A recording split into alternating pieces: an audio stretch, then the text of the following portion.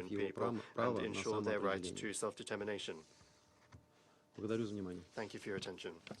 I thank the representative of the Russian Federation for their statement, and I now give the floor to the representative of Algeria. سيد الرئيس Madam بداية President, أود أن at the أتقدم outset, إليكم بجزيل الشكر allow me to على thank تنظيم you هذا for الاجتماع organizing this meeting. والشكر كذلك I would موصول also للسيد like to محمد هادي thank Mr. على إحاطته Muhanad الوافية Hadi for his التي توضح comprehensive خطورة briefing, الوضع which بالشرق clarifies الأوسط the gravity of the وتبين situation in ضرورة the Middle التحرك East العاجل and depicts من the أجل need to ضمان take urgent استقرار action المنطقة to ensure وعدم stability in the انجرارها region نحو and مزيد prevent من العنف. further violence. فالشرق الأوسط The Middle اليوم East today يقف is على at a مفترق الطرق crossroads.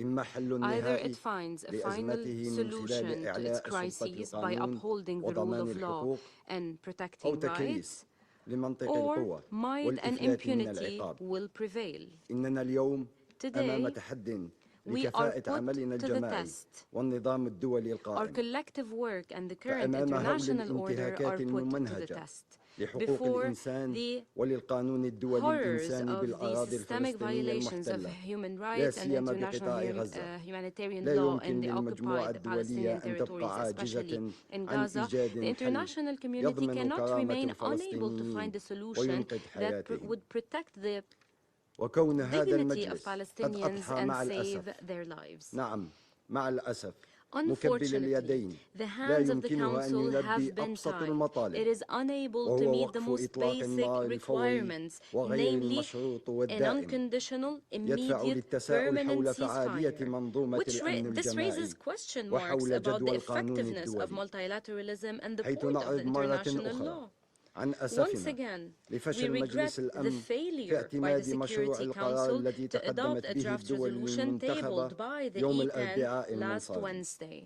لذا نطلب من جميع We أن therefore يرتقي call upon لمستوى everyone الموقف to rise up ومتطلباته to the وأن يمكن occasion, مجلس الأمن to allow the باعتباره Security الهيئة Council المخولة as the بموجب competent ميثاق body الأمم in line المتحدة with the UN بصون Charter السلم والأمن to الدوليين maintain من international أجل peace and أن security يتحمل and shoulder مسؤولياته التاريخية its legal and والقانونية historic كاملة. responsibilities in إن full. كل ساعة تمر دون Every أن hour نتمكن من that إيقاف passes آلة without القتل us being able الإسرائيلي to stop the تعني Israeli مزيدا killing من machine المعاناة breeds لجميع more سكان suffering غزة for all the ومئات people of الشهداء Gaza. والجرحى لا Hundreds سيما of من people are being الأطفال killed and والنساء. injured, including علينا women أن and نوقف معا children.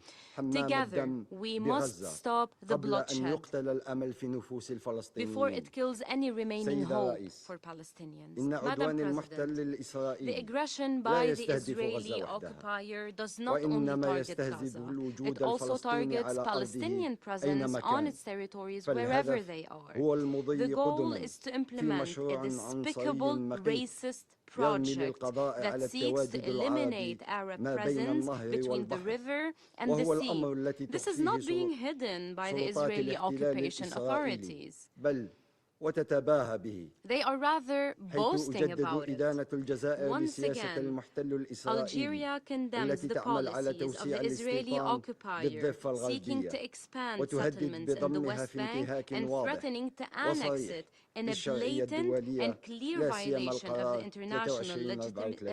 international law, كما ندين especially Resolution الانتهاكات المستمرة 2334. للأقصى We also المبارك condemn the continued وللمقدسات violations الإسلامية of والمسيحية Holy بالقدس Al-Aqsa الشريف and وندعو Muslim and لاحترام Christian الوضع holy sites in القانوني Al-Quds والتاريخي Al-Sharif. القائم We بها call for respecting وللوصايا the current الهاشمية historic and الأردنية legal عليها status of وندين Jerusalem and the بأشد Jordanian العبارات custodianship. We تزايد إرهاب strongly المستوطنين condemn the ضد growing السكان settler terrorism الفلسطينيين against Palestinians وتعدياتهم and على infringements ممتلكاتهم في against ظل their حماية property سلطات الاحتلال with the protection of وهو occupation إرهاب authorities. سيتزايد This من دون شك نعم terrorism will سيتزايد undoubtedly في grow. ضوء Yes, التسليح it will المطرد undoubtedly grow لعصابات المستوطنين given the وقرار وقف continued arming of settler الاعتقالات gangs الإذارية and في the حقهم decision إنها to أفعال stop بشعة administrative arrests تستوجب against them. الإدانة These وتستلزم acts فرض need to be العقوبات الرادعة condemned. They من need قبل to مجلس be الأمن الذي sanctioned. ينبغي أن The يضمن Security تنفيذ Council must قراراته impose deterrent خاصة sanctions to وأن ensure the شرعيته implementation of its أضحت على المحك. resolutions, specifically because its سيد الرئيس credibility is at stake في ظل today. وضعية الشلل Madam التي President, يعرفها مجلس الأمن in light of the وتعطيل paralysis at the آلياته Security جاءت Council and the مذكرة crippling of its الاعتقال في حق mechanisms, المسؤولين 2 من arrest سلطات warrants were الاحتلال issued بتهم against officials ارتكاب from جرائم the حرب occupation وجرائم authorities ضد for الإنسانية في committing قطاع war crimes غزة. and crimes against هذا humanity التحرك in the Gaza الذي Strip. يبقى على جدوى This الأمل في move نفوس gives الفلسطينيين hope to والأحرار Palestinians حول and العالم free people حيث around the تؤكد world. الجزائر Algeria على أن stresses هذا that الإجراء this measure يمثل خطوة represents an هامة important step وتقدما and ملموسا tangible نحو progress إنهاء عقود towards من ending الحصانة decades وإفلات of المحتل الإسرائيلي impunity and من immunity for the المساءلة Israeli والمحاسبة occupier. وهو They were يعيث not being held إجراما في accountable الشعب while they الفلسطيني continued to وفي commit كافة دول وشعوب their crimes المنطقة. against the كما Palestinians, نؤكد the states, and على the ضرورة peoples of the التعاطي region. المجموعة We stress the الدولية need for the لا سيما international الدول community, المنضمة للمحكمة specifically the states الجنائية party to الدولية the ICC, مع to القرار implement ونجدد الدعوة this لعدم عرقلة عمل decision. المحكمة. And once again, we إنه call for اختبار not آخر hindering the work of لمدى the إيماننا ICC. بنظام دولي This قائم is على another القانون test of our ومدى belief in the تمسكنا current بسيادة القانون، rules-based حيث international نؤكد order على and أن our أي attachment to the rule محاولة of law. لحماية Any مسؤولي attempt to الاحتلال protect هو بمثابة occupation صك على officials بياض will give them لاستمراره green light في to زعزعة الشرق continue to الأوسط destabilize the وموافقة Middle East. It will ضمنية be an على implicit توسيع رقعة approval الصراع. for the ذلك expansion أن of the سكوت conflict. المجموعة الدولية The على silence by جرائم the المحتل international community الإسرائيلي vis-à-vis the crimes وتماهي of the البعض Israeli معه occupier and the شجعه على support توسيع by some عدوانه have إلى emboldened لبنان it to وسوريا، continue its aggression وهو اليوم and target يهدد Lebanon and العراق. Syria. لا Today, بد they من are لجم العدوان threatening Iraq. الإسرائيلي ووضع Israeli حد aggression needs to be stopped لغطرسته and an end بالمنطقة. needs to be put to its سيد arrogance الرئيس، in the في region. الختام Madam President, ونحن على in بعد أيام conclusion, قلائل as من we are الاحتفال days away باليوم from العالمي celebrating the للتضامن مع International الشعب Day of الفلسطيني، Solidarity with the Palestinian نؤكد على people, أن أحسن we وسيلة stress that the للتضامن best مع way to الأشقاء stand in solidarity with الفلسطينيين our brothers and هي وقف sisters in الإبادة Palestine التي is to يتعرضون stop لها the genocide ووضع against them, حد is to put an للمحاولات end الرامية to لتصفية any مشروعهم attempt to الوطني eliminate their من خلال national project تمكينهم by من allowing حقوقهم them to المشروعة practice وغير القابلة and للتصرف enjoy their في inalienable تقرير المصير legitimate rights وإقامة to الدولة الفلسطينية self-determination, to المستقلة establish an وعاصمتها independent القدس الشريف. Palestinian state with شكراً Al-Quds جزيلاً. al-Sharif as a capital. Thank you. I thank the representative of Algeria for their statement, and I now give the floor to the representative of Guyana. Madam President, thank you for organizing today's briefing. I also thank Deputy Special Coordinator Hadi for his sobering briefing. In the last week, this Council has met on 3 occasions to consider the situation in Gaza. But there appears to be no points of hope that the sun is setting on this war. Instead, to date, the sun has set on the lives of more than 44,000 persons in Gaza and may set on the lives of hundreds of thousands more who are confronted with mounting starvation, injury, and disease if action is not taken to end the suffering. Regrettably, the resolution of the elected 10 members of this Council that sought to take such action was vetoed last week. Guyana reiterates its call for an immediate, unconditional, and permanent ceasefire as the first and most fundamental step to changing the situation on the ground for the numerous civilians in Gaza who have been experiencing unprecedented levels of violence and deprivation. Madam President, Guyana is deeply concerned that civilians in North Gaza continue to be besieged and are consequently facing diminishing conditions for survival. Bakeries and kitchens have shut down, nutrition support has been suspended, and the refueling of water and sanitation facilities remains restricted. In this context, we have noted that all attempts by the United Nations to support people in North Gaza have been denied or impeded. For example, between the 1st and 18th of November, 27 out of 31 coordination requests by the UN to access the besieged areas were denied, and the remaining 4 were initially approved, but then impeded on the ground. Madam President, these developments come on the heels of the recent report by the IPC's Famine Review Committee that famine is likely occurring in North Gaza or imminent. Our responsibility as a Council is mounting in the face of this tragedy. We must act to bring the suffering to an immediate and permanent end. Madam President, the situation in the Gaza Strip as a whole is equally concerning.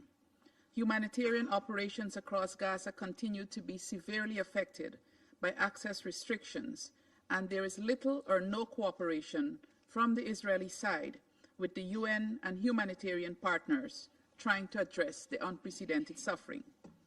This is consistent with the pattern we have seen since the start of this war, to inflict pain on the Palestinian people and deny them the means of easing that pain. This is the reason we continue to witness systematic attacks on healthcare infrastructure and continued disregard for deconfliction and coordination mechanisms. Guyana calls on Israel and all parties to comply with their obligations under international law, including international humanitarian law, and to prioritize the well-being and protection of civilians.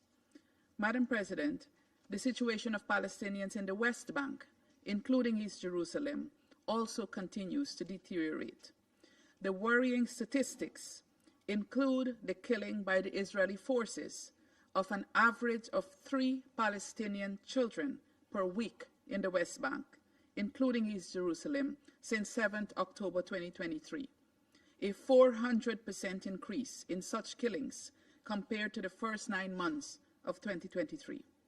The displacement of hundreds of Palestinians in the West Bank due to settler violence, intimidation and harassment, and school dropouts attributable to rising access restrictions.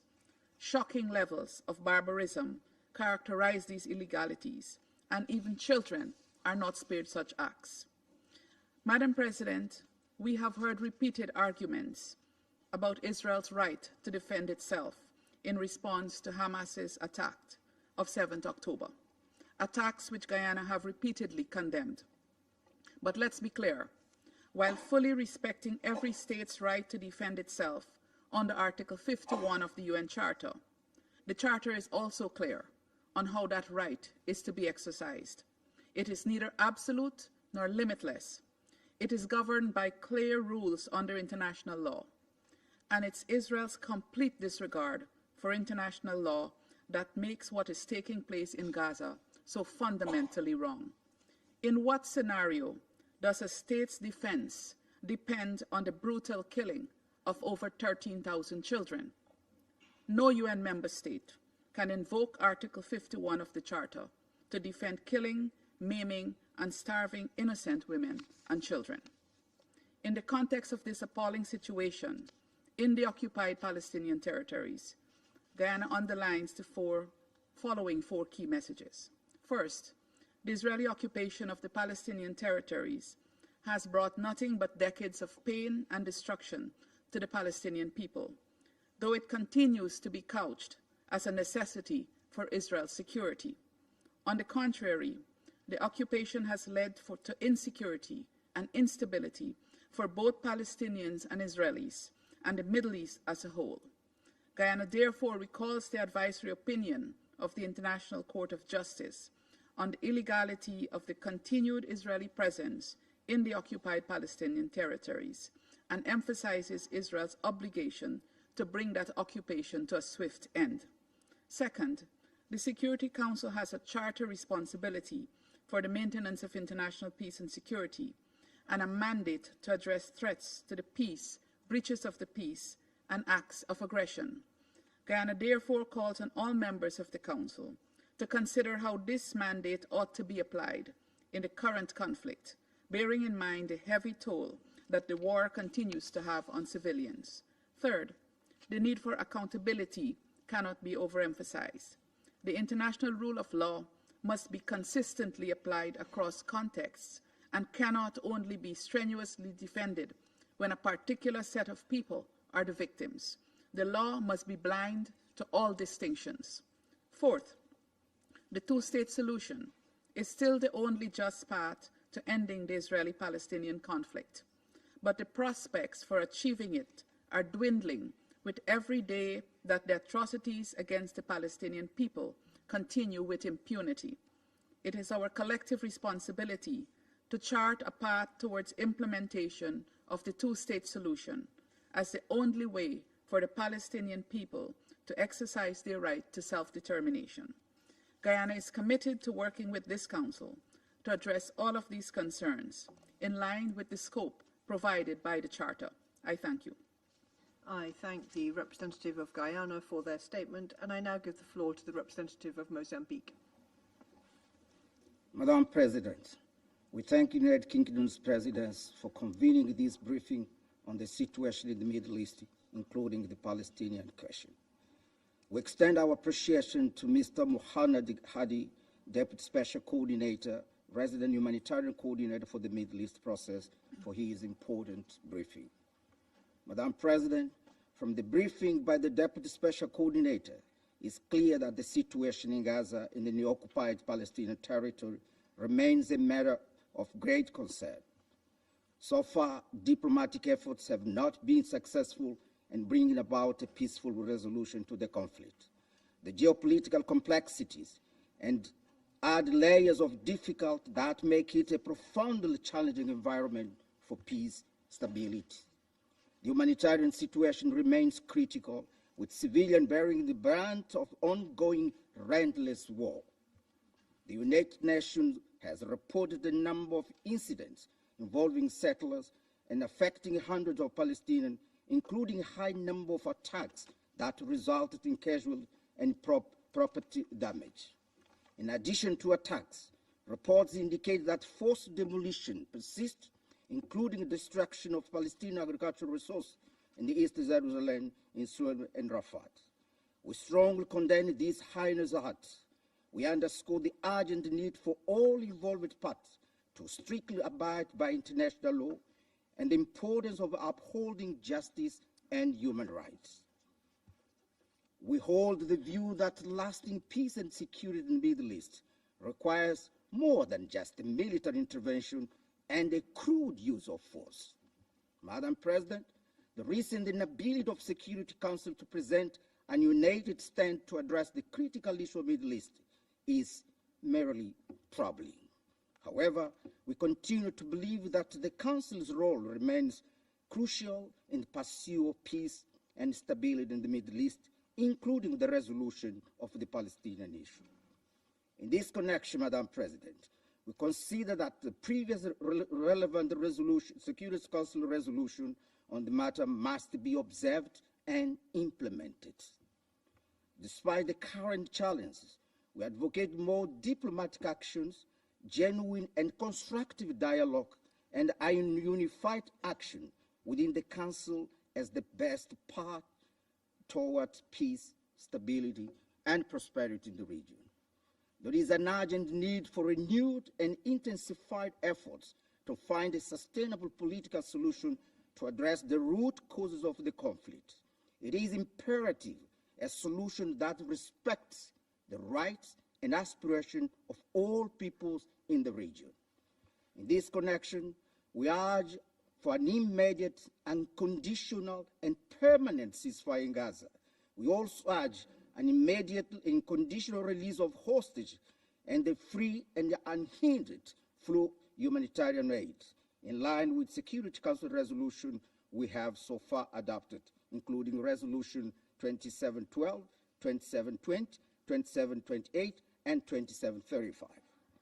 Ensuring a future of safety, dignity, and well-being of both peoples of Israel and Palestine through a two-state solution must be our vital and shared objective.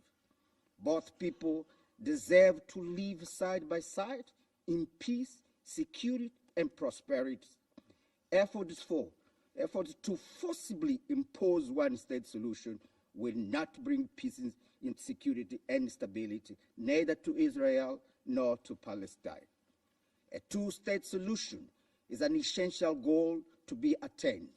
It requires a sustained diplomatic efforts, mutual understanding, and a committed to purpose and principles of United Nations Charter. To conclude, Madam President, we strongly believe that peace, stability in the Middle East is essential for both regional and global security and development. I thank you, Madam President. I thank the representative of Mozambique for their statement, and I now give the floor to the representative of Ecuador. Gracias, señora presidenta. Thank you, Madam President. Agradezco a la oficina del coordinador especial por el informe sombrío que hemos recibido esta mañana y, como siempre, reitero el apoyo de mi país a su labor, a Naciones Unidas y a todas las agencias. Han transcurrido apenas 5 días desde la última sesión del Consejo sobre este tema. Nuestro mensaje no ha cambiado.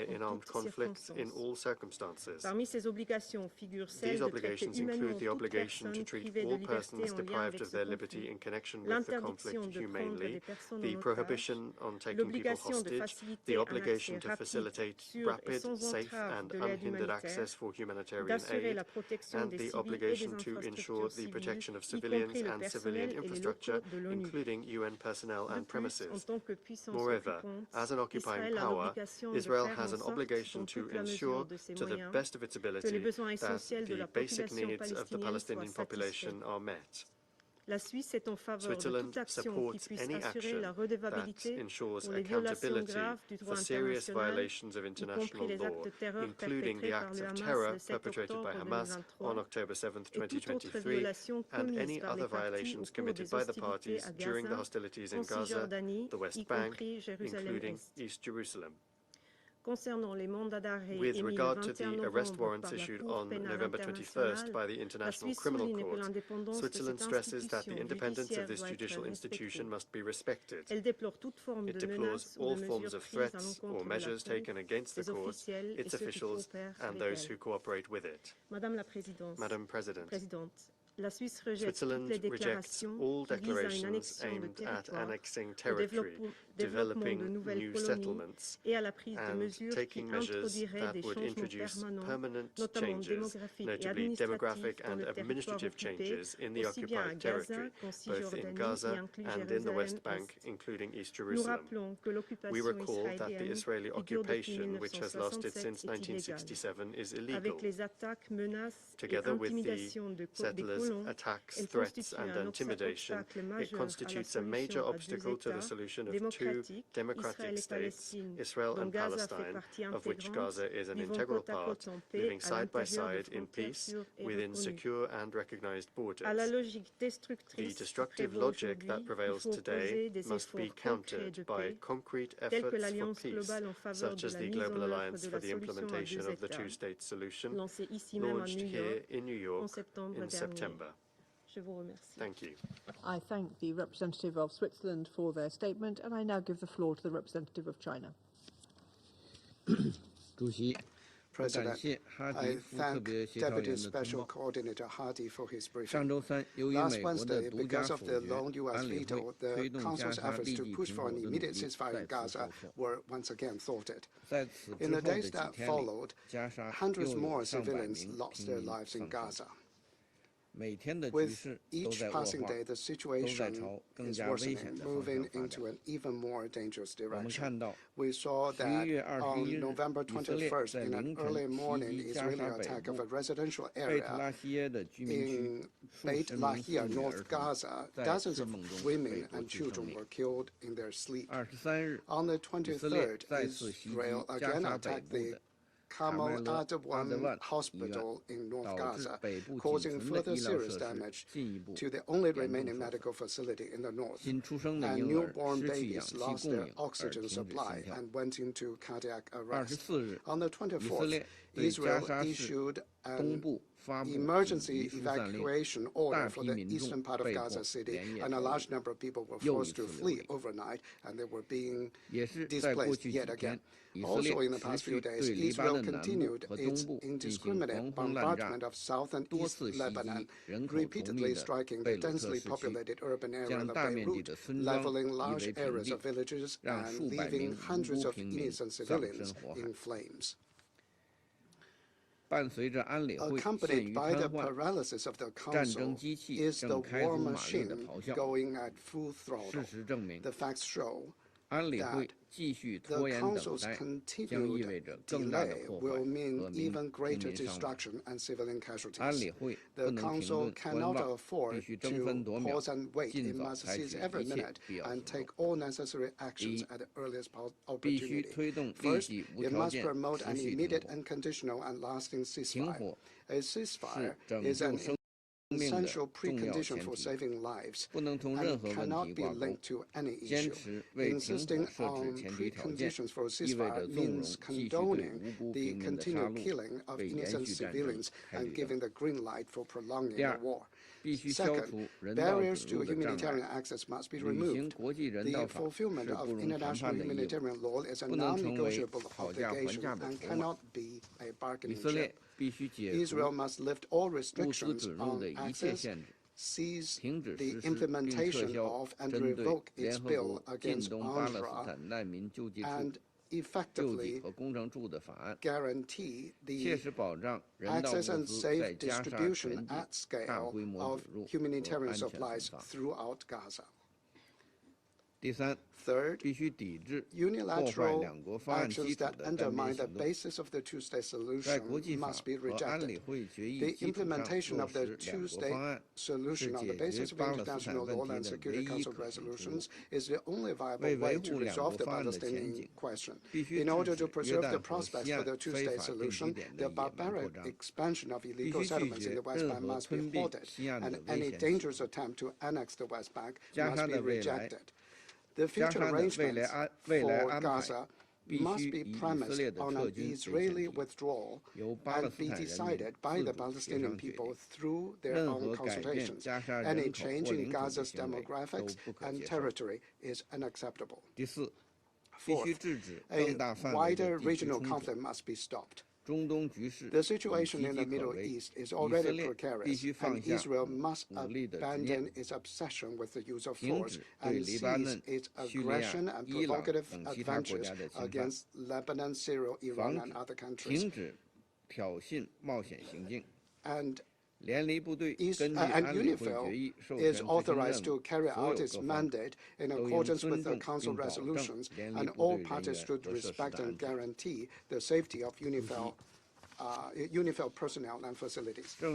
President, as has been said by the Deputy Special Coordinator, the Gaza conflict is the biggest stress test the United Nations has ever faced in the Middle East. In our view, this stress test is the first and foremost a test for the Council members. It tests their ability to save lives and maintain peace. It tests their determination to uphold international rule of law, fairness, and justice. It tests their willingness to safeguard the authority of the Council's mechanisms and resolutions. So far, due to the negative attitude of some countries, the Council's performance did not pass the test. We call on the individual country to face up squarely to its responsibilities and support the Council in using all options in the toolbox to take further action so as to achieve an immediate ceasefire and restore peace. Thank you, President. I thank the representative of China for their statement, and I now give the floor to the representative of Sierra Leone. Thank you, Madam President. I thank Muhammad Hadi, Deputy Special Coordinator, for his briefing. The continuation of the conflict in the Gaza Strip, which has gone on for more than a year now, is horrendous for civilians who are forced to accept a life they really do not deserve. Despite this unfortunate scenario, the end of the conflict is not in sight, especially as the parties are not adhering to their responsibilities outlined in international law, international humanitarian law, and international human rights law. It's saddening to note that the laws designed to inject some semblance of humanity into conflict situations are outrightly disregarded and flagrantly violated. Additionally, the resolutions passed by this Council, including 2712, 2720, 2728, and 2735, have not been implemented, and other efforts to clearly address the situation, including efforts to institute an immediate and unconditional ceasefire just to save lives, have not been fruitful. This conflict has brought a high humanitarian cost, with increased civilian casualties and massive destruction in the Gaza Strip. We have witnessed a dangerous progression with civilians and civilian objects particularly targeted. The principles of humanity, distinction, precaution, and proportionality, repeated incalculably in this chamber by various Council members, have not been respected since the start of the conflict. Madam President, as stated by OCHA, the current siege on the northern Gaza Strip has lasted for more than 40 days, and conditions for survival diminish by the day. Attempts by humanitarian workers to assist the people in the north are frequently denied or impeded. Bakeries and kitchens are not operational, and civilians cannot access the nutritional support they need to remain healthy. Water and sanitation services also remain restricted. Reports from the West Bank are also alarming due to airstrikes, raids, and persistent settler violence, leading to displacement, intimidation, and harassment. Access restrictions in certain areas are affecting children who are compelled to forego their educational development because the opportunities simply do not exist. Simmering tensions in the region continue to escalate as fighting between Israel and Hezbollah intensifies in Lebanon. In this regard, we are appalled by the wounding of 4 UNIFIL peacekeepers as a result of Hezbollah rocket fire. We also deeply regret the deaths of the hospital director and 5 paramedics a few days ago. We welcome ongoing diplomatic efforts to achieve a ceasefire between Israel and Hezbollah. What we are witnessing in the Gaza Strip and the Middle East region is not just unacceptable, but it's a reflection of a deeper systemic acceptance of injustice, oppression, and impunity. Thus, to end this tragedy and the catastrophic humanitarian situation in the Gaza Strip, Sierra Leone reiterates its call for an immediate and unconditional ceasefire, which, in our considered view, will create the pathway not only to save lives, but also for meaningful diplomatic engagement to take place. We also reiterate that all hostages held by Hamas since October 2023 are to be immediately and unconditionally released. We further call for unimpeded humanitarian assistance for food, medicine, medical equipment, and other vital supplies to civilians in need, and request that commodities needed to assist humanitarian workers and ensure hospitals and other critical infrastructures are operational be made available. We acknowledge that a long-term settlement of this conflict will require a political situation to be agreed through a negotiated settlement. Therefore, we look forward to the urgent resumption of the diplomatic negotiations facilitated by the United States, Qatar, and Egypt, and appeal to conflicting parties to exercise political courage and willingness to engage. In closing, we will continue to stress the need for accountability and justice for the victims of atrocities and all breaches of international law through appropriate international legal mechanisms. In this light, we call for adherence to the decisions of the International Court of Justice on the conflict in Gaza. It's our fervent hope that now more than ever, the two-state solution can be realized with Israel and Palestine living side by side as neighbors in peace. I thank you. I thank the representative of Sierra Leone for their statement, and I now give the floor to the representative of France. Madame la Présidente, Madam President, il est urgent d'obtenir un cessez-le-feu immédiat et permanent dans la bande de Gaza. La France continuera à œuvrer en ce sens. Elle appelle Israël à assurer la protection de tous les civils et de toutes les infrastructures civiles. Tout déplacement forcé de population constitue une violation grave du droit international. Les blocages opposés à l'acheminement de l'aide au nord de Gaza doivent être levés sans délai. L'ensemble des points de passage doivent être ouverts et l'aide nécessaire livrée au bénéfice des populations dans toute la bande de Gaza. Face à l'urgence humanitaire absolue, les agences des Nations Unies jouent un rôle indispensable, au premier rang desquels l'UNRWA. La France a condamné les attaques terroristes du 7 octobre 2023. Elle rappelle son attachement indéfectible à la sécurité d'Israël et continue d'exiger la libération immédiate et inconditionnelle des otages. Les résolutions du Conseil de sécurité doivent être pleinement mises en œuvre. Il faut aussi œuvrer à la solution des deux États sur la base des paramètres agréés. Il faut des garanties de sécurité pour les Israéliens. Il faut œuvrer à la création d'un État indépendant, viable et contigu pour les Palestiniens. Le Conseil de sécurité doit être pleinement mobilisé pour atteindre ces objectifs.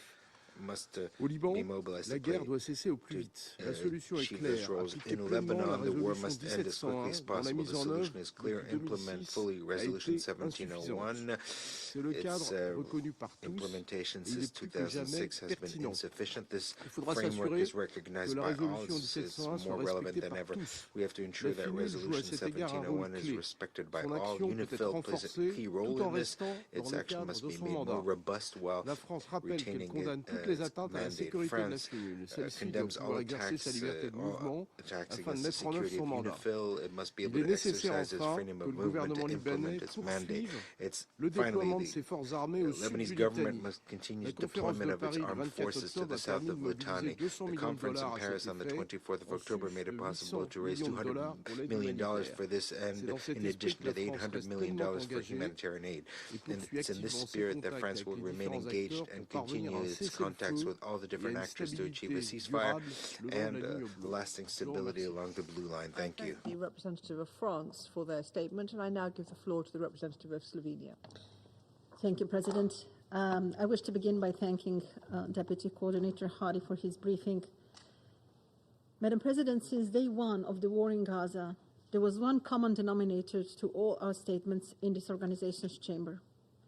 More than a year after the terrorist attack of Hamas and ensuing war in Gaza, the tone of our statements might have changed, but the call we had since the beginning stays the same. It is our call for the respect of international law. It is our firm belief that in a world of clashing interests, international law represents a safety net. International law is not a menu to choose from, and it should know no double standards. We must all stand by it, and we must all act based on its guidance. And to answer a question posed to us last week, there is only one set of international law for everyone. We have met many times throughout this war, and while discussing complex war or individual incidents, all members of this Council have been clear all along. International law matters. It matters how the world is conducted. The protection of civilians matters. Accountability matters. Every country, including Israel, and every entity, including Hamas, must be held accountable to these international legal standards. Slovenia underlines the need for accountability for all grave violations and abuses of international law in all situations. Without accountability, any peace we are pursuing will remain illusory. Accountability must be a cornerstone of sustainable peace and closure that people in the region will desperately need. As we have made it clear in the case of the International Court of Justice, we want to make it clear in relation to the International Criminal Court. Slovenia is a long-standing supporter of the work of the International Criminal Court, its independence, and its integrity. Full respect of international law must include respect for decisions and judicial advice of international courts and tribunals, including arrest warrants. We build a system to serve humanity. Madam President, we are alarmed by the continued deterioration of the situation in the Middle East. In the West Bank, airstrikes, raids, and operations continue. We are appalled by the number of children killed in the West Bank, including East Jerusalem, every week since October 7th last year. Settler violence, restrictions, and demolitions further compound the dire situation. And let me also add to that Slovenia rejects any idea or plan to annex the West Bank. International law is clear on that. People in Gaza are facing an apocalyptic situation in the north, which has been besieged. Hunger is spreading, aid is restricted. Winter is coming and insecurity could bring the humanitarian operation in Gaza to a standstill. We deplore the looting of humanitarian aid convoys and underline the responsibility of parties to the conflict to ensure aid reaches people in need. Slovenia highlights the vital role of UNRWA in providing assistance to the Palestinians in Gaza, the West Bank, and East Jerusalem. Madam President, today we mark the International Day for the Elimination of Violence Against Women. We must highlight the dire situation of all women and girls in Gaza, including Israeli women held hostage, who continue to be exposed to heightened risk of gender-based violence.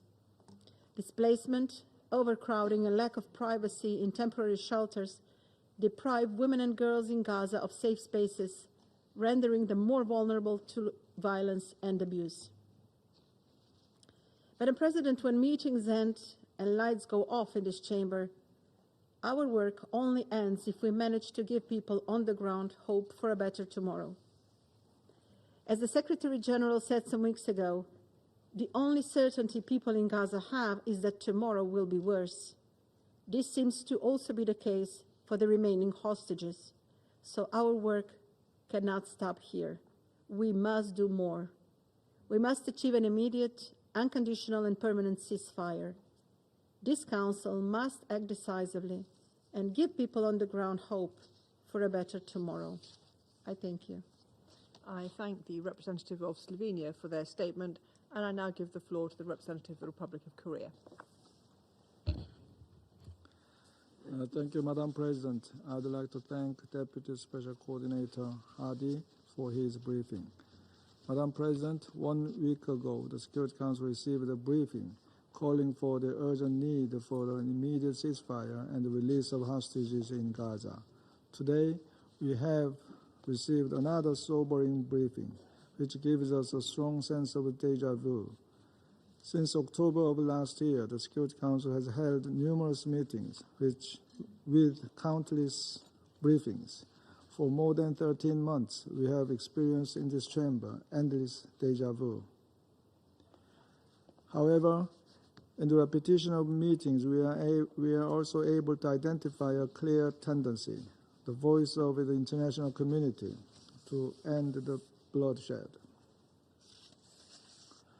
Last week, the 10 elected members of the Security Council co-penned a draft resolution demanding an immediate, unconditional, and permanent ceasefire in Gaza, in parallel with an immediate and unconditional release of hostages. These 10 members of the Council, all regionally, politically, and culturally different from each other, shared the same principled voice, demonstrating the common demand of the international community. Thus, we believe that even though the draft resolution was not adopted, the message that we collectively strive to deliver has in fact been communicated to the parties to the conflict. Madam President, in besieged northern Gaza, tens of thousands of civilians have been facing diminishing conditions for survival, which OCHA has described as a direct consequence of Israel's blocking of aid. Israel's ban of commercial imports, as well as increased looting due to total collapse of law and order, are further pushing the entire Gaza Strip into chaos and the risk of famine. All across Gaza, airstrikes go on. Not only Gaza, but the wider region, including the West Bank, Lebanon, and Syria, remains on the precipice as well. Hezbollah is increasing its rocket attacks against Israeli population centers. And in Gaza, Israeli attacks against the hospitals and shelters are still ongoing. Particularly, the rest of the world was appalled over the weekend by graphic images broadcasted through media of the bombardment of entire residential buildings in Beirut, some of which were carried out without any evacuation orders after midnight. It is beyond our imagination how such incidents can be repeated in the 21st century, when international law, including international humanitarian law, should guide us. We hope that the deal for a ceasefire across the blue line can be finalized at the earliest time possible. We would also like to see hopeful news toward a crucial ceasefire in Gaza. On the other hand, we will not forget the Israeli hostages still brutally held in Gaza, and we are heartbroken to hear over the weekend that one female hostage was announced dead in captivity. If Hamas truly wants the war to end, the remaining hostages must be released with no conditions. I thank you, Madam President. I thank the representative of the Republic of Korea for their statement. I shall now make a statement in my capacity as the representative of the United Kingdom. I'd like to start by thanking Deputy Special Coordinator Hadi for his briefing and welcome Special Coordinator Wennesland. Perhaps you could say a few words at the end of the meeting, Special Coordinator. Colleagues, I'd like to make 3 points. First, The deterioration of the humanitarian situation in Gaza is catastrophic and unacceptable. Famine is likely imminent in some areas, and the unthinkable hardship that millions of civilians, including children, are already facing in Gaza is set to get even worse as winter continues. As my Foreign Secretary reiterated last Monday to this Council, there is no excuse for Israeli restrictions on humanitarian aid. We need much better protection of civilians in Gaza, a huge surge in aid, and for the UN and humanitarians to be able to operate in safety. An immediate and unconditional ceasefire and the immediate release of hostages is the best way to achieve this. Second, as we have repeatedly said, the UNRWA bills that Israel's Knesset has passed are gravely concerning and risk jeopardizing the entire international humanitarian response in Gaza and delivery of essential health and education services in the West Bank. UNRWA is indispensable. No other agency can get aid into Gaza on the scale needed or replace its mandate to serve Palestinian refugees. Israel must ensure that UNRWA can continue its vital operations. Third, we remain deeply concerned by instability in the West Bank. The economic situation is dire. We urge the government of Israel to extend correspondent banking relations for at least 1 year, to immediately release withheld clearance revenues, and to stop settlement expansion on Palestinian land, which is illegal under international law. The rate of expansion is unprecedented, and it undermines stability and the prospects for peace. We have announced 3 tranches of sanctions targeting illegal settler outposts and organizations that have supported and sponsored violence against communities in the West Bank. Palestinians must be able to live without fear of violence or intimidation. Colleagues, we must continue to work together to end the wars in Gaza and Lebanon, to secure the release of all the hostages who are living in unimaginable horror, and to stop the suffering of civilians.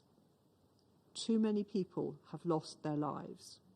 The region needs a lasting peace with a 2-state solution at its core. I now resume my function as President of the Council, and I now give the floor to the permanent observer of the Observer State of Palestine.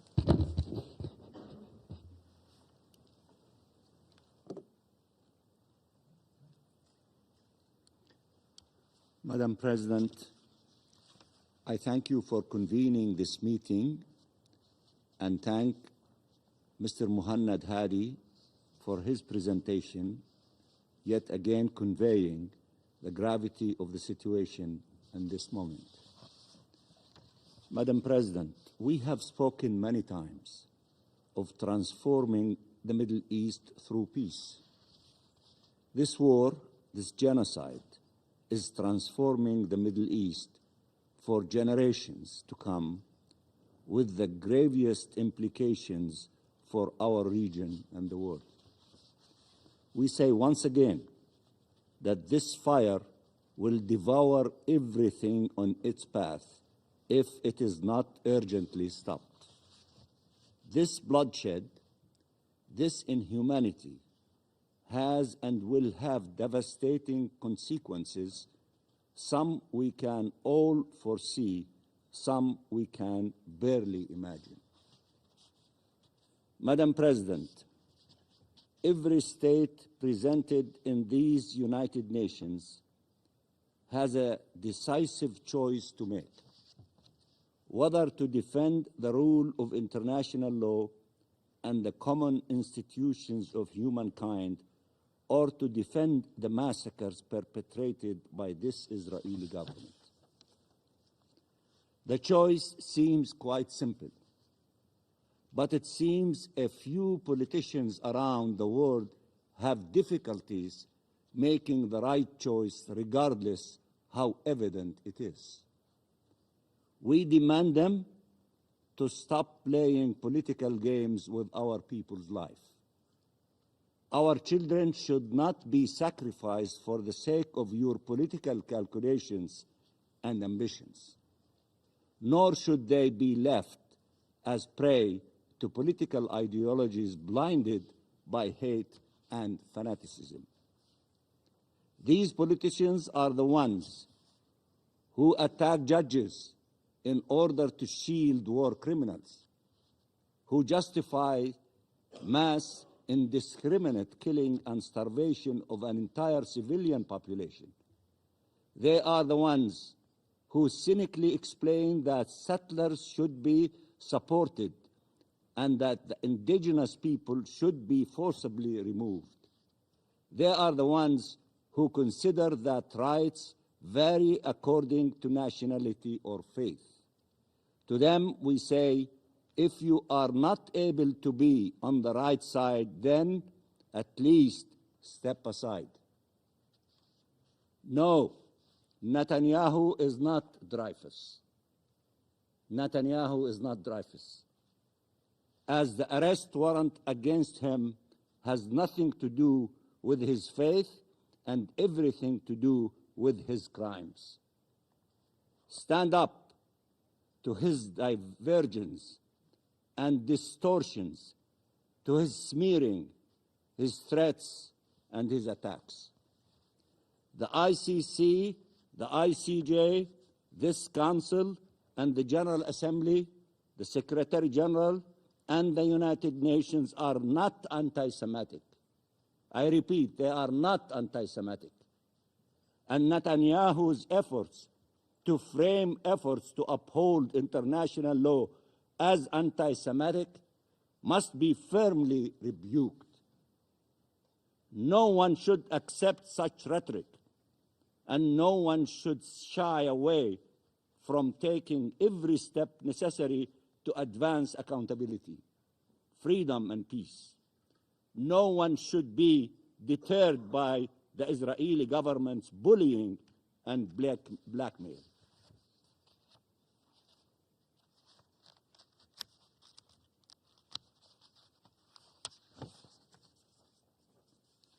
You should not be deterred by the Israeli government's lies and crimes. The Israeli government should be the one to be deterred by your ability and insistence to uphold the law and the truth.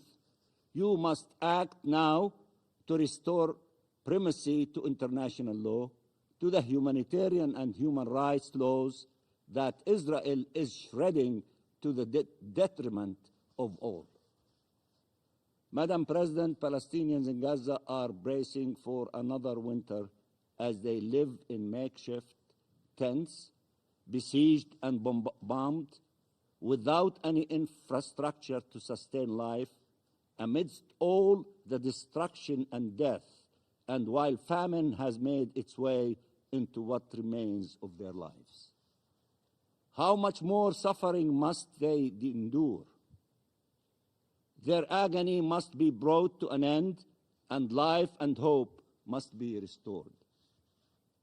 Madam President, Israel's war machine must be stopped in Palestine and in Lebanon. It is sowing the conditions of insecurity and hatred for decades. What our region needs is not more wars, but a just and lasting peace. What our region needs is not more occupation and annexation, but respect for the right of peoples to self-determination and sovereignty, and upholding the universal prohibition of the acquisition of land by force.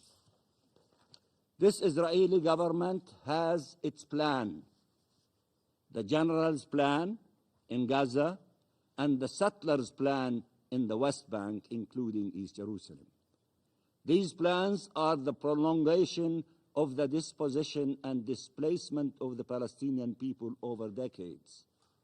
with the certainty of more misery and more death if they refuse.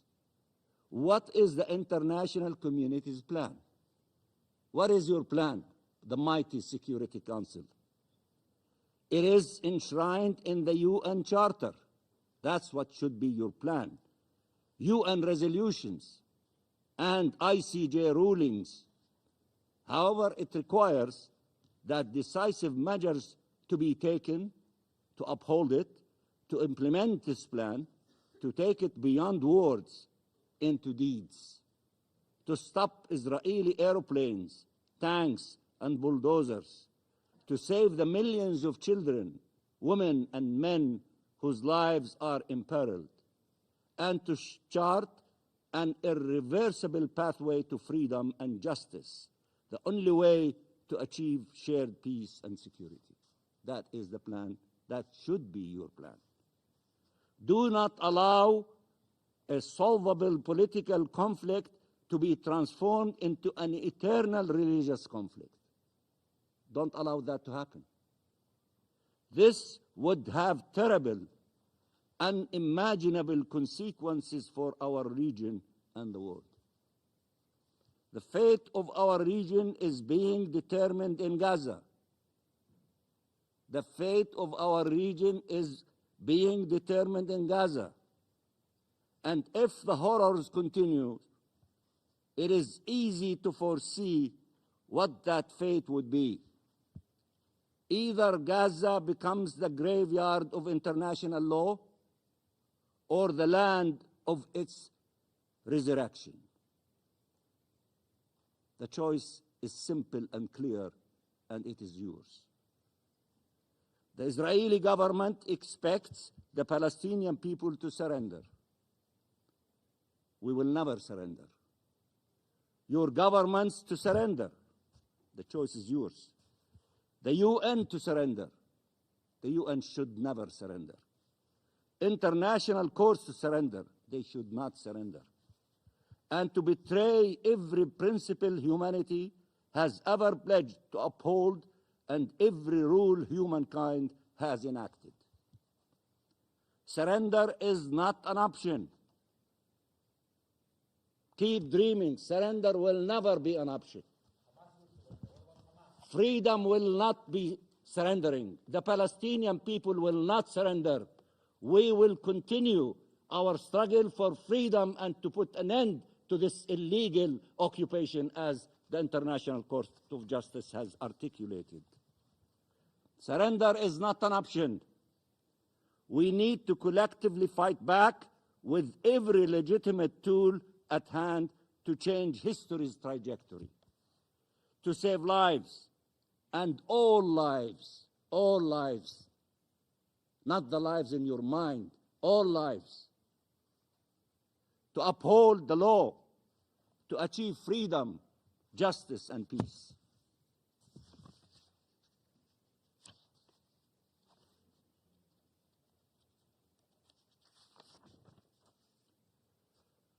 As we approach the commemoration once more of the International Day of Solidarity with the Palestinian people, which we will commemorate tomorrow with the presence of your participation of the Security Council through Madam President. We appeal to you to uphold your commitments, your responsibilities, your obligations to act now to protect civilian lives, to bring an end to this abhorrent illegal situation, and to end the historic injustice inflicted upon the Palestinian people. Thank you, Madam President, and thank you, colleagues, members of the Security Council. I thank the Permanent Observer of the Observer State of Palestine for his statement, and I now give the floor to the representative of Israel. Thank you, Madam President. First, I would like to ask Mr. Mansour, when will you address Hamas in your speeches? When you will actually speak about the problem of the Palestinian people? You blame us on everything, but you never mention Hamas. It's a different world that you live. But we know what is the problem. We know why we are sitting here every week, because of Hamas. Madam President, first I must state that the State of Israel is deeply shocked and profoundly saddened by the monstrous kidnapping and murder of Chabad Rabbi Tzvi Kogen this past weekend in the UAE.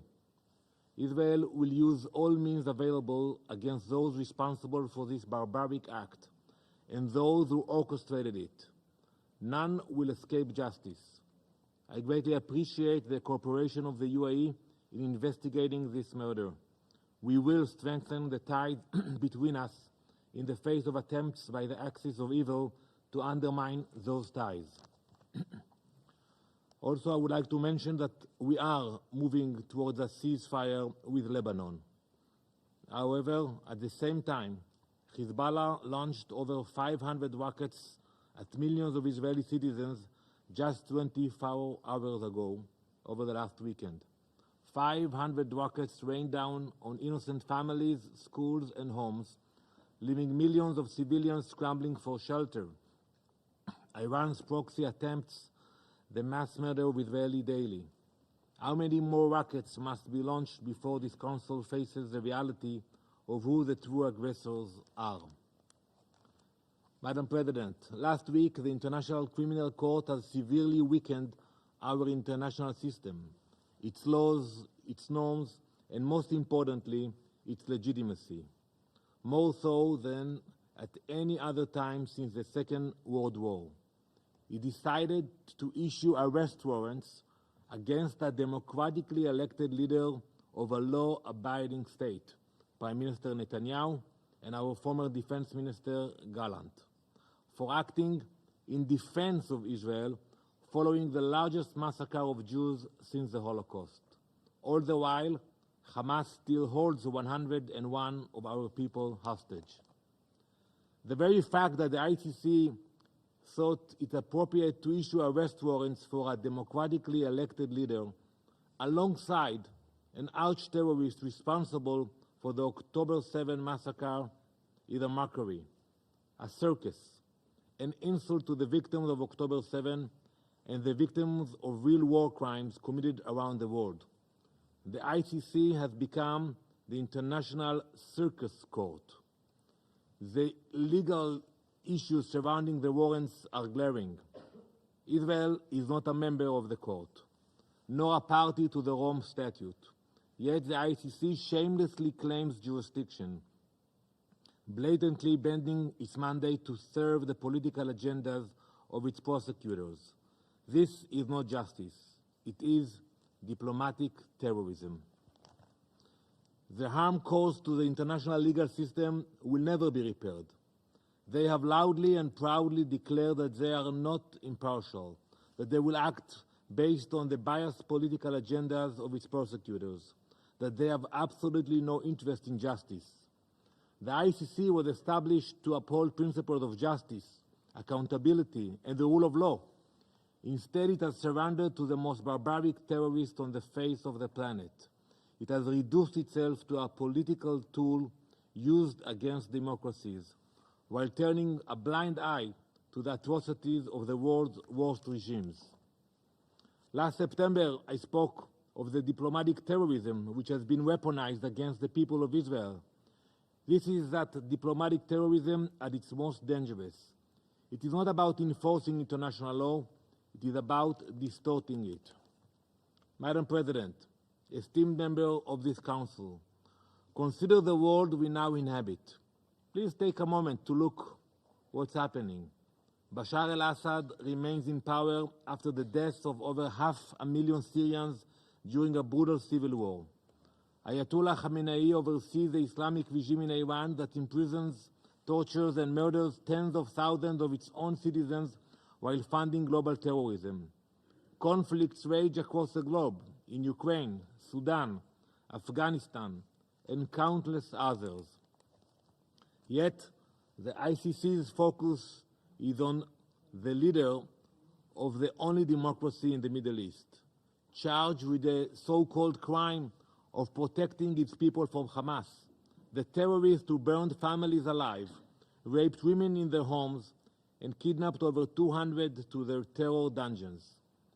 Again, I must remind you all that many of the hostages are citizens of your countries, United States, United Kingdom, France, and Russia. Each of you have citizens held hostage. We are fighting to bring them home.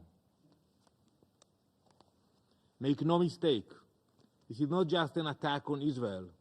It is an attack on every nation that values its sovereignty, that dares to act in defense of its people, that seeks to protect its citizens from harm. Today the target is Israel. Tomorrow it will be one of you. Diplomatic terrorism spares no one. It poisons every institution it touches, undermines every moral principle, and emboldens those who seek to destroy peace and stability. This is why all decent nations and every moral person in the world must unequivocally reject this injustice. Remaining silent in the face of such distortion of international law is to encourage the end of the global principles we hold dear. It is to abandon the ideals that bind us free and sovereign nations. Yet the international community appears allergic to meaningful action. While the world watches its most sacred institutions lose their legitimacy, we sit here and endlessly debate the slander against Israel. Week after week, we listen to representatives villainizing Israel and rallying their allies against us, not to propose solutions or to build peace, but to manipulate the truth to attack Israel. It was only a matter of time before this poison infected not just the halls of the United Nations, but the supposed purity of international courts. This is the natural evolution of diplomatic terrorism, a campaign that destroys every institution it touches. Mr. Mansour, I listened carefully to your speeches. In all of them, I hear condemnations after condemnations of Israel, justifications of Hamas, and accusations without basis. What I do not hear is any tangible suggestion to improve Palestinian lives. If you truly cared about your own people, you would be here with solutions, with plans for cooperation, with calls for peace. Instead, you come with venom and blame. Because for you, this is not about bettering Palestinian lives, it is about destroying Israeli ones. But the Palestinian delegation is not alone in its hypocrisy. Algeria's actions or inactions speak volumes. While nations across the Arab world take meaningful steps to assist Gazans, Algeria does nothing. No aid, no coordination, just empty condemnations, empty threats, and empty words. After all, this is the same Algeria, ranked 164th in economic freedom, 140 out of 146 for gender equality, all with an astonishing 3.6 out of 10 score on the Democracy Index. This is the same Algeria which told its prominent Jewish population, before you expel them, to choose between, and I quote, the suitcase or the coffin. It would be bad enough if you offered words without any action, but the hypocrisy is unbearable. With the state of human rights and respect for human values in your country, how dare you sit here and posture as you do?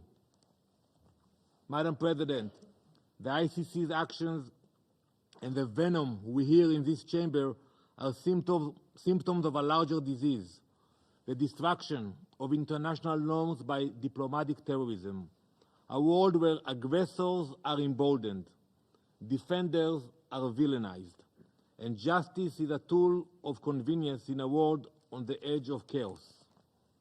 Last week, this Council almost made a similar historic mistake with its one-sided ceasefire resolution that abandoned the hostages. The path we are now on sets an extremely dangerous precedent. Diplomatic terrorism must be called out and confronted. We cannot allow the twisting of laws and the distortion of institutions to continue unchecked. Today, the world and the UN marks the International Day for the Elimination of Violence Against Women. Rather than advocating for the release of the 13 women being held by Hamas rapists, we must instead combat diplomatic terrorism. Liri, Karina, Shiri, Agam, Daniela, Judy, Romy, Inbar, Ofra, Neama, Doron, Arbel, and Emily. We will never forget you, never abandon you, and we will never stop fighting for your release. Israel will not be intimidated. We will not be deterred. We will defend our people. We will speak out for the hostages and their loved ones, and we will call out hypocrisy wherever it rears its head. Thank you, Madam President. I thank the representative of Israel for their statement. In accordance with Rule 39, the representative of Algeria has asked for the floor to make a further statement. I give them the floor. شكرا سيدة رئيسة. Thank you, Madam President. لقد طلبت الرد على الكلمة asked for the floor to وهذا نظرا لبعض respond الهفوات التي لن أعطيها allegations شرف الرد على كلام لا معنى له that I will not even stoop down as low to respond to. ممثل This was exploited by the representative who is speaking a language that is immoral. I will not even be responding to allegations by some that are not even humane. Je rajouterai deux simples mots.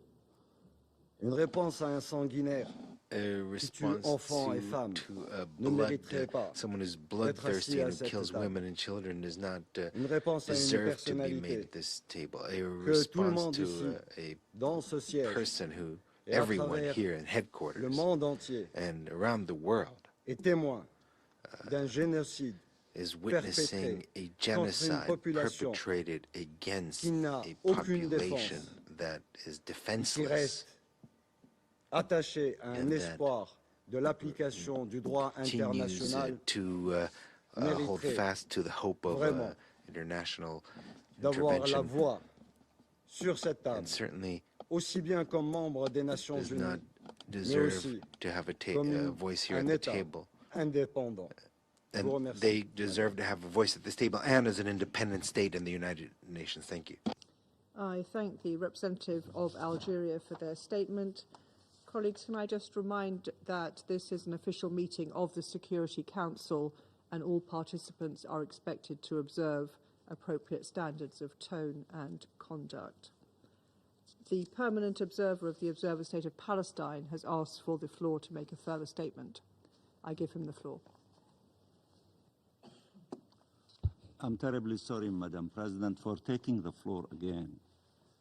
But I think a representative of an occupying power that has his government and his army killed more than 44,000 Palestinian civilians and possibly 10,000 more under the rebels, and injured more than 100,000 Palestinian civilians. Most of them are women and children. Does he really has the credentials or the credibility to speak about the Palestinian people and his concerns about them?